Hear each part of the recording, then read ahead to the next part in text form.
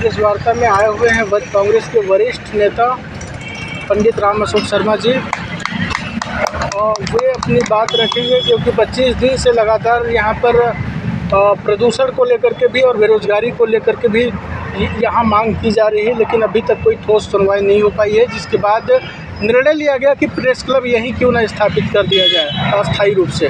तो पंडित जी हैं, वो अपनी बात रखेंगे। ये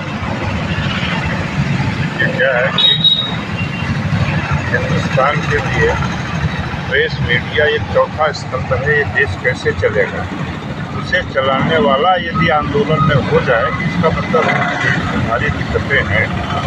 आज हमारे पत्रकार साथी इस स्थिति पर बैठे हैं। हम क्योंकि अभी नए पहले इसकी जानकारी पूरी नहीं थी, वो भोपाल में थे, अभी भोपाल में हमारी पटवारी की अध्यक्ष हैं।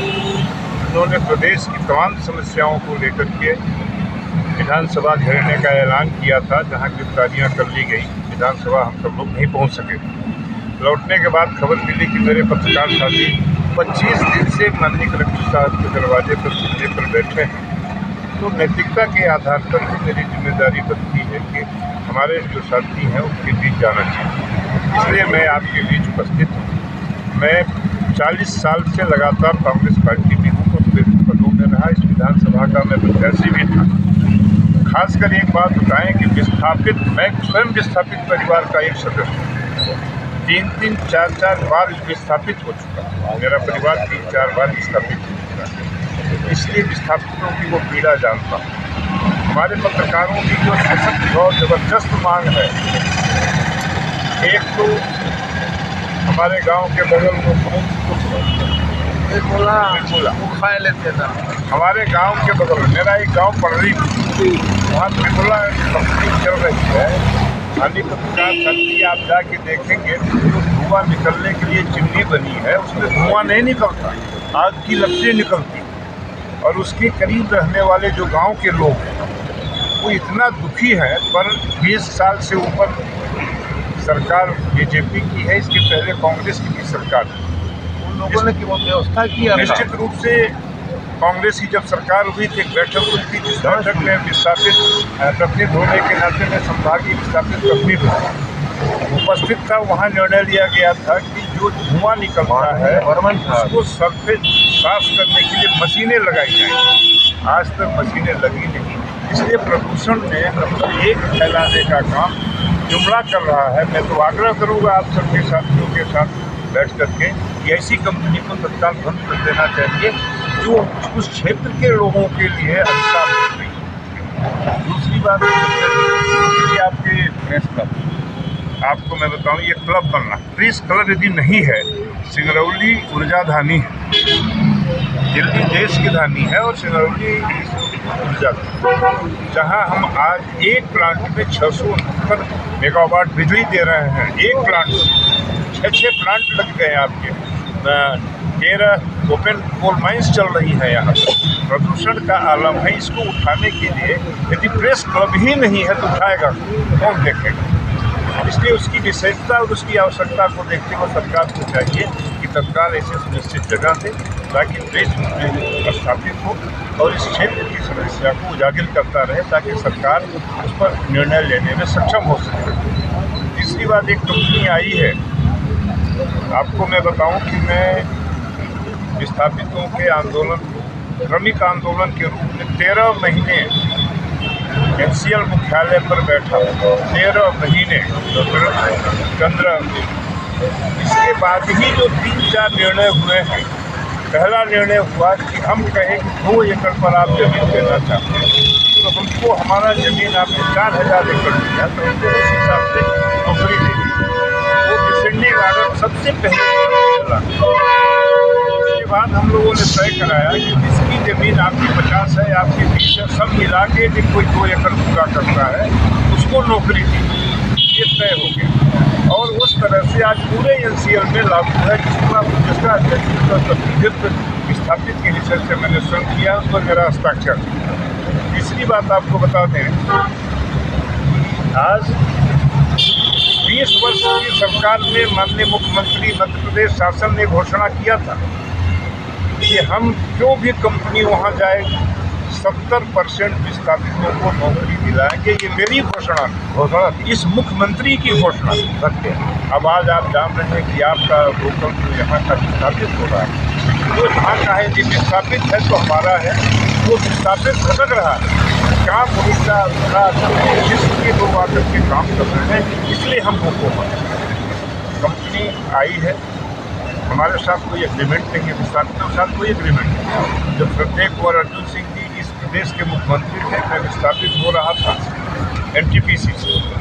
एनटीपीसी से माननीय साथी आपको बताएं कि हमारे साथ एग्रीमेंट है कि क्या क्या हम देंगे, क्या क्या करेंगे। उसी का परिणाम है कि आज 2000 विस्थापित एनटीपीसी में समिति बना करके काम कर रहे हैं और अच्छे से रह रहे हैं।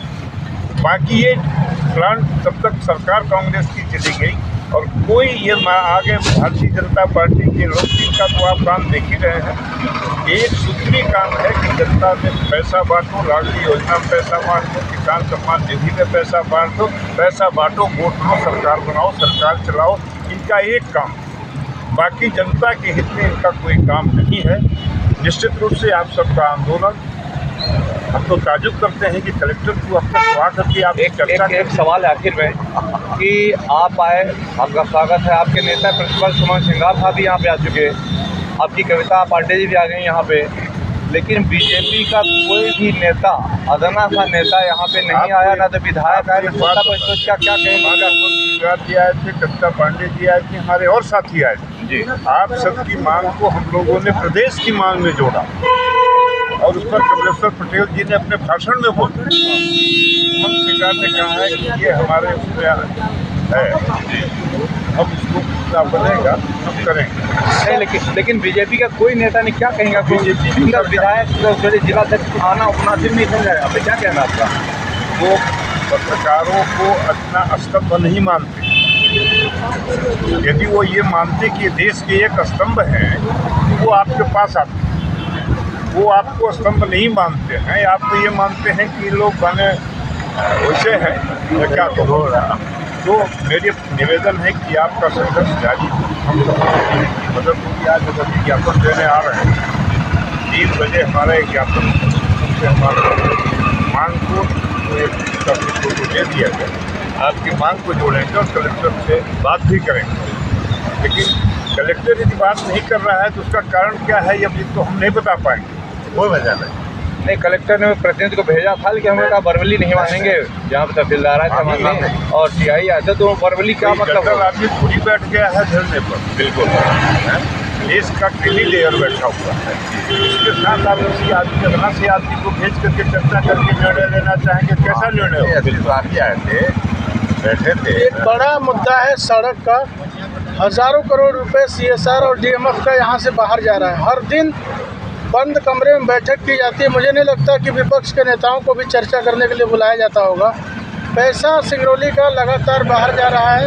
यहाँ के लोग धुआं खा करके बीमार होकर के नागपुर, बनारस और जबलपुर में इलाज होकर के भर्ती हो जा रहे हैं, बहुत लोग मर जा रहे हैं और सड़कों से लगातार हादसे हो रहे हैं। इसे रोकने के लिए और यहाँ के पैसे को स्थानीय स्तर पर खर्चे करने के लिए क्या कुछ हो सकता है, क्या कुछ करना चाहिए? बताएं, कांग्रेस की सरकार तो सभी प्रतिनिधियों को DMF फंड का मेंबर बनाया जाता है। जो जिला पंचायत के सदस्य हैं उसमें से DMF में जाते थे, जो कांग्रेस के प्रतिनिधि हैं वो जाते थे, बीजेपी के प्रतिनिधि, सारे प्रतिनिधि बैठ करके DMF का पैसा कहाँ खर्च होगा, और हमारी कांग्रेस की सरकार ने उसको प्रतिबंधित किया था कि DMF का पैसा केवल जिले में खर्च होगा।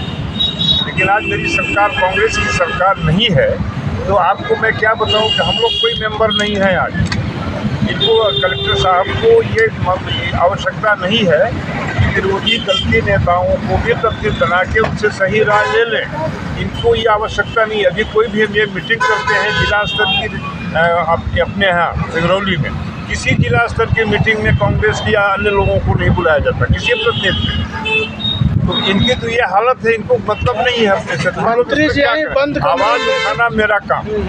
हम लोगों ने बराबर DMF के पैसे का बात किया कि आप बनारस भेज करके मत उसको खर्च कर दीजिए। आप ताजुब करेंगे कि हमारे यहाँ एयरपोर्ट बनना था, एयरपोर्ट की जो सारी तैयारी थी, एयरपोर्ट नहीं बना, एयर स्ट्रिप बन गई, एयरपोर्ट रीवा बन गया। 19 सीटर